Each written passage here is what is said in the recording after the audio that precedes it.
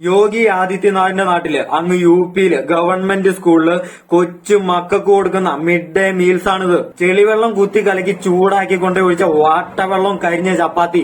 അതായത് കേരളത്തിലെ കുട്ടികൾ ബിരിയാണിയും സ്വാദിഷ്ടമായിട്ടുള്ള ഭക്ഷണവും സ്കൂളിൽ പോയി കഴിക്കുമ്പോൾ രാജ്യത്തെ മൊത്തം വിറ്റ് ഫുഡ് അടിച്ച് പള്ള വീർപ്പിക്കുന്ന രാജ്യസ്നേഹികളുടെ നാട്ടിലെ അവസ്ഥയാണിത്.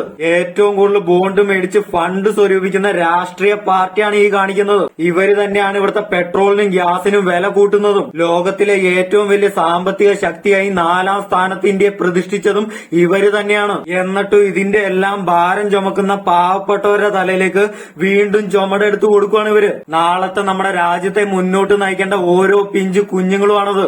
അവരുടെ ആരോഗ്യം പോലും ഇവര് ശ്രദ്ധിക്കുന്നില്ല. മനസ്സിലാക്കണം, 5 ഏക്കറിൽ 112 കോടിയുടെ അമ്പലമാണ് ഇന്ത്യയിൽ നരേന്ദ്രമോദിക്ക് വേണ്ടി പണി കഴിപ്പിക്കാൻ പോകുന്നത്. അതിൽ നിന്ന് ഇവിടുത്തെ യുവജനങ്ങൾക്ക് എന്ത് പ്രയോജനമുണ്ട്? ഇതിൽ നിന്ന് അവരുടെ ഭാവി ശാശ്വതമാവോ? അവർക്ക് ജോലി കിട്ടുമോ? ഈ വെളിവില്ലാത്ത ജന്തുക്കളാണ് ഇനി ഇവിടെ PM ശ്രീകടൻ നടപ്പിലാക്കാൻ പോകുന്നത്.